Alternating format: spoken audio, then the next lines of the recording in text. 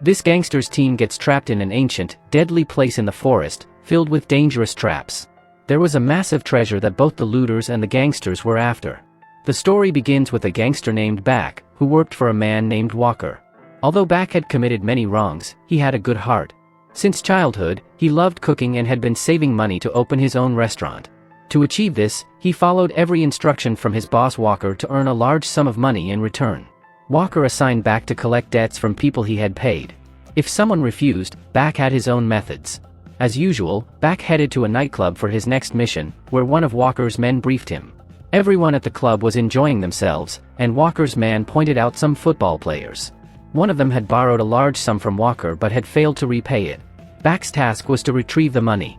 The man was nervous because the footballer was with his entire strong team, capable of harming anyone.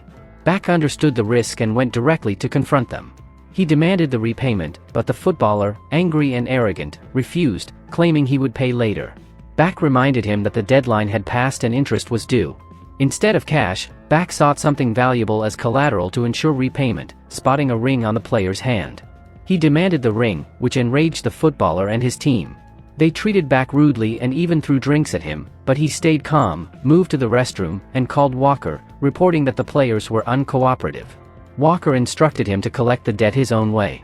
Back returned, offering the players a final chance. When they attacked, he skillfully fought them off, demonstrating his immense strength, turning the nightclub into a battlefield. The main footballer tried to flee, but Back injured him and took the ring. With the ring, Back could now claim his reward from Walker, bringing him closer to his dream of opening a restaurant. However, as he left with the ring, someone ambushed him. Back couldn't react in time and fell, and a man stealthily stole the ring and ran. Back recognized the thief as one of Walker's men, realizing Walker had sent him to take the ring. Furious, Back confronted Walker, demanding why he was given missions if not trusted. Deciding he would no longer work with Walker, Back demanded all his earned money to leave, but Walker refused, saying he must first complete one final, most dangerous mission. Walker explained his son Travis, a freshly graduated archaeologist from Harvard, had left his studies to pursue research elsewhere. Walker wanted Back to go into the forests of Africa by any means necessary and bring back his son Travis, who was conducting research there. This was Back's final mission, and Walker promised that upon completing it, he would receive a large sum of money to finally open his restaurant. Back found the plan appealing because it meant profit, so after some thought, he agreed. Walker made all the arrangements for Back to reach the African forest. Back began his journey, unaware that this mission would be far more dangerous than his previous ones, filled with life-threatening challenges. Using survival skills, he would have to stay alive. Along the way, Back met a man named Douglas, who was piloting a plane to transport him safely into the forest. Douglas's mind was unpredictable and somewhat unhinged, and his plane was unreliable, but he managed to land safely where Back needed to go. As they traveled, Douglas explained that this forest was mysterious, many entered, but few returned. He also mentioned a major location called El Dorado, ruled by a leader named Hatcher, who controlled everything there. Without Hatcher's permission, no one could enter, and it was likely that Travis was in that very place. Back decided to approach Hatcher for permission to enter. Meanwhile, in El Dorado, Travis was seen meeting a woman named Maria. Maria was furious at Travis because he had borrowed a significant amount of money from her and had not repaid it. However, she also knew why Travis had left his Harvard studies. He had been searching for an extremely valuable treasure hidden somewhere in El Dorado's ancient grounds, a treasure no one had ever found. Travis needed a boat to explore safely, but Maria, being business-minded, agreed to provide one only if she received half of whatever treasure he found. Although Travis was reluctant, risking his life to find the treasure, he eventually agreed to her terms and decided to take the boat later that evening. Meanwhile, Back had reached Hatcher, the ruthless leader who forced the people in El Dorado to work under extreme conditions, backed by armed men everywhere. No one could enter without Hatcher's permission. Back approached Hatcher and explained that he had come for Travis. Hatcher, aware of Travis's location, provided the information but demanded a significant payment for access to El Dorado. Determined to retrieve Travis at any cost, Back paid the required sum, securing entry into the sacred grounds, where countless ancient treasures might lie hidden beneath the earth. At this point, Back had no idea about all the other complexities. He was just here to retrieve Travis. Back entered Maria's bar, which she ran, and initially, Maria found him quite attractive. After all, he was strong, rugged, and handsome. But Back didn't melt. He went straight to asking about Travis. By coincidence, Travis was right there, and upon hearing Back's name, he approached him immediately, demanding to know what he wanted. Back explained that Travis's father had sent him to bring Travis back and urged him to come quietly to avoid trouble. Travis, angry and rebellious, refused, especially because he despised the idea of following a father who imposed his own dreams on his child. Back realized Travis wouldn't cooperate easily, so he warned him, comply peacefully, and nothing would happen, but resist, and the alternative would be painful. Ignoring the warning, Travis tried to flee, underestimating Back. Instantly, Back grabbed him and struck him multiple times. The young man was defenseless, and eventually, Back handcuffed him. Maria's small bar had suffered considerable damage during the struggle, likely forcing her to hold Travis accountable. With Travis now in his custody, Back was ready to leave, but Hatcher and his men suddenly arrived. Hatcher declared that Travis could not be taken anywhere, knowing that Travis held knowledge of an ancient site containing treasures worth billions on the current market. He demanded that Travis reveal the location before Back could leave. Back refused, insisting he was taking Travis now, no matter what. Enraged, Hatcher ordered his men to attack. Though armed with no weapons, Back fought and defeated all of them with skill and precision. Some had guns, but Back was agile enough to dodge and disarm them, never firing because he was here only to complete his mission, not kill. Hatcher, witnessing his men fail against one man, was stunned and impressed, perhaps even fascinated by Back. Meanwhile, Travis tried to escape again, but Back caught him. Outmaneuvering everyone, Back got Travis into a jeep and began driving away, intent on taking him directly to his father. At that moment, Travis acted cunningly, jamming something into the steering wheel, causing the jeep to go out of balance. Ahead, a mountainside loomed, and the vehicle tumbled down the slope, both Back and Travis sliding uncontrollably and sustaining injuries. They fell into a pond at the base just in time, narrowly surviving as the jeep crashed nearby. They emerged from the pond and moved toward the forest, while Hatcher, furious, reached the mountainside. He had never imagined an outsider could attack his men so effectively and feared that Back, with Travis's help, might even locate the ancient treasure. Hatcher commanded his men that under no circumstances should Back survive, he had to be killed. Hatcher had now deployed his men throughout the forest to capture Back and Travis and bring them to him. Back, with Travis in tow, moved cautiously, but Travis still tried to trick him into escaping. However, with handcuffs securing his wrists, Travis couldn't go anywhere. He realized he would need a cleverer plan. After walking for a while, Travis claimed he needed to use the restroom and asked Back to remove the cuffs so he could go alone. But Back, suspecting a trick, left the cuffs on and simply unzipped Travis's pants so he could take care of it. During this process, Back remained unaware, and as he moved ahead, his foot got caught in a trap, causing him to dangle upside down. Travis was pleased by the turn of events, and soon he too got trapped in the same net, leaving both of them hanging upside down, unsure how to escape. The survival technique here was simple: carry as little weight as possible, remove shoes, socks, and extra clothing, and try to dislodge yourself like a pendulum until you can grab a secure surface with your hands. Once you have a hold, you can straighten yourself and free the rope, or use your feet to manipulate the knot. While Back and Travis struggled, the most dangerous complication arose: wild monkeys surrounded them, harassing them like a chaotic game. To make matters worse, armed men appeared, aiming their weapons at Back and Travis, putting their lives in extreme danger. These people belonged to a group opposing Hatcher, determined to end his tyranny, and they would do anything to succeed. The group captured Back and Travis and took them to their base for questioning. Back didn't understand the language of the tribe, but Travis, who had lived there for years, knew everything. To protect them, Travis lied, claiming that Back worked for Hatcher and had come to attack the tribe. Hearing this, the tribe grew furious and wanted to kill Back immediately. Travis explained that Back only wanted to fight them, not harm them. Meanwhile, Back watched in confusion as multiple warriors charged at him. He tried to resist, but the smaller, agile attackers kept overpowering him, knocking him down repeatedly. After some time, Back's anger boiled over. He fought back with immense strength, defeating the attacking warriors one by one, finally taking down a key fighter. Just as the situation was escalating further, the tribe's leader arrived. It was Maria, the same woman from the bar. She quickly intervened, separating everyone and explaining the situation. Maria assured her people that Back was not aligned with Hatcher, calming the chaos and preventing further bloodshed. Back had witnessed Hatcher's men fighting earlier, so the tribe might have misunderstood the situation. As night fell, Back, Travis, and Maria sat down for dinner. Back was still confused about many things, so Maria explained everything. She told him that Hatcher's people tortured everyone relentlessly, which was why they had all turned against him. She also revealed that Hatcher was searching for the ancient object Travis had been seeking, a priceless artifact. If Hatcher obtained it, he would become incredibly wealthy and even more dangerous.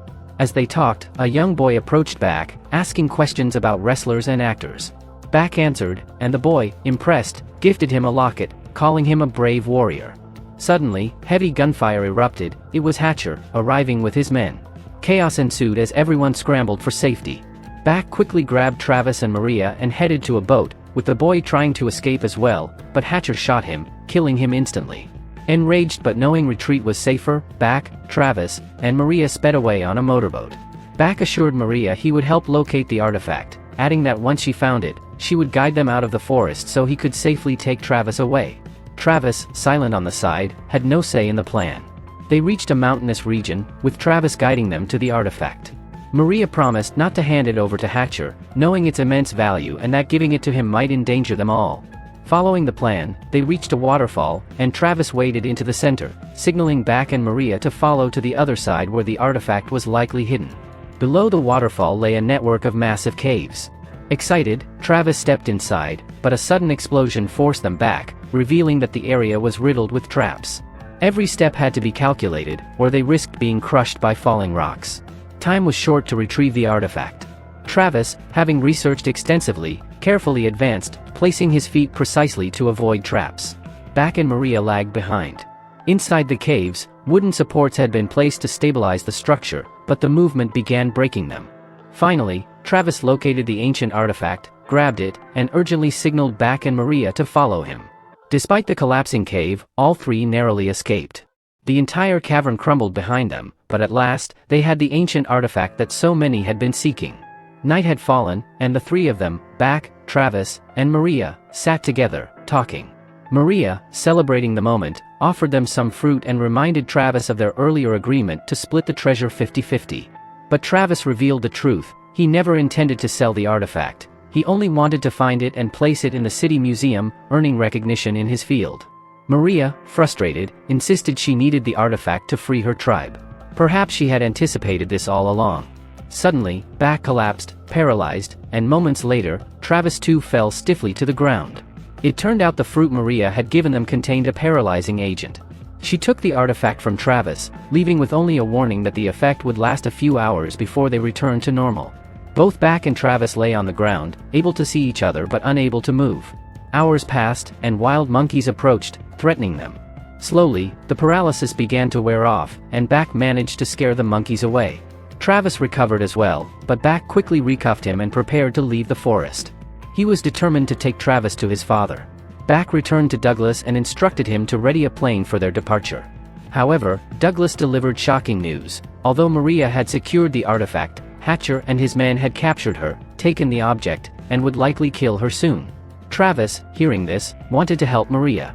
Despite being selfish, he remembered that Maria had saved them in a dangerous situation. Conflicted, Back recalled his promise to Maria to help her retrieve the artifact, and he and Travis made the decision to infiltrate Hatcher's heavily guarded base to rescue her. Back carefully outlined the plan, emphasizing timing, positioning, and coordination, and they moved forward under the cover of shadows. Inside the compound, chaos reigned. Hatcher's men had captured Maria, and Hatcher himself had begun systematically hunting down her gang, executing them with ruthless precision. Just as Back and Travis approached, Back made a decisive move. He called Hatcher directly, his voice calm but commanding, demanding that he release both Maria and the artifact immediately, warning that Back's arrival would bring serious consequences. Hatcher's laughter echoed over the line, dripping with arrogance, as he confidently deployed heavily armed soldiers to stop Back, certain that no lone intruder could breach his defenses. The security was extreme, a layered nightmare of guards, barricades, and traps, clearly intended to intimidate anyone attempting entry.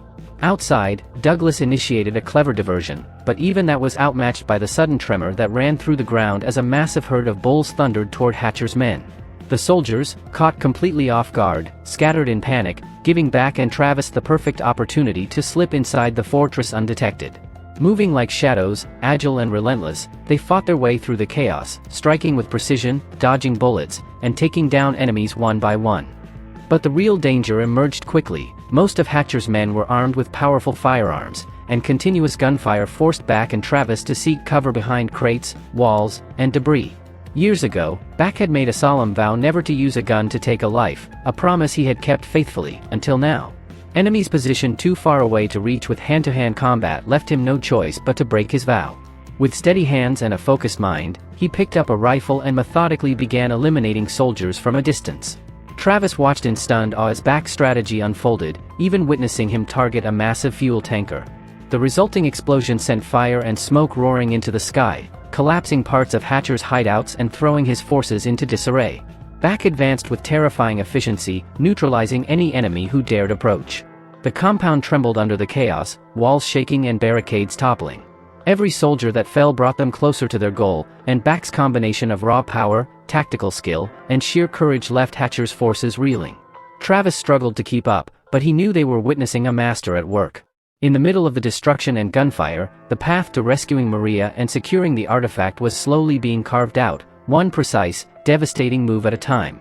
Meanwhile, some of Hatcher's men were fleeing in a rugged armored vehicle, carrying Maria and the ancient artifact. Travis, ever alert, immediately spotted them and didn't hesitate. With a burst of speed, he rammed his own vehicle into theirs, sending them spinning off the path. The impact was enough to stop them in their tracks, allowing Maria to slip free and the artifact to remain in their possession. Relief washed over the group, but there was no time to celebrate. Bak now faced Hatcher's 3 elite warriors, each heavily armed and fiercely trained, ready to take him down. Bak's eyes narrowed as he assessed their movements. Using his superior hand-to-hand combat skills, he engaged them with lightning-fast strikes, parries, and counterattacks. The battle was intense, evenly matched at first, as each warrior tried to gain the upper hand. But Bak's unstoppable determination, honed through years of survival and combat, gradually gave him the advantage. With calculated precision, he disarmed and incapacitated each of the 3 warriors one by one, leaving them defeated on the ground. From a distance, Hatcher observed the chaos and realized, to his horror, that more than half of his men had already been eliminated. Rage consumed him as he stormed directly toward Bak, his fists clenched and eyes blazing. Bak stepped forward, warning him to leave before things got worse, but Hatcher, stubborn and arrogant, refused. Just then, Maria's teammates arrived, flanking Hatcher from all sides and surrounding him. He fired his weapon in desperation, but they retaliated simultaneously from multiple angles, forcing him to retreat step by step. Overwhelmed by coordinated fire, Hatcher finally fell, collapsing to the ground, dead. With the threat neutralized, Bak fulfilled his promise to Maria by ensuring the ancient artifact was safely in Travis's hands. With their objective secured, Bak's focus shifted to the final task, taking Travis to Walker. Upon arriving, Walker's fury was immediate. Seeing his son, he scolded and struck him, his shame and disappointment spilling over. Observing the interaction, Bak finally understood why Travis had abandoned his father. The man had shown no respect or care for his son, treating him like a failure. Acting quickly, Bak retrieved the special fruit that caused temporary paralysis and fed it to Walker and his armed men. Instantly, they collapsed to the ground, unable to move. Seizing the opportunity, Bak guided Travis away safely. For Travis, this marked the start of a new life, free from his father's oppression.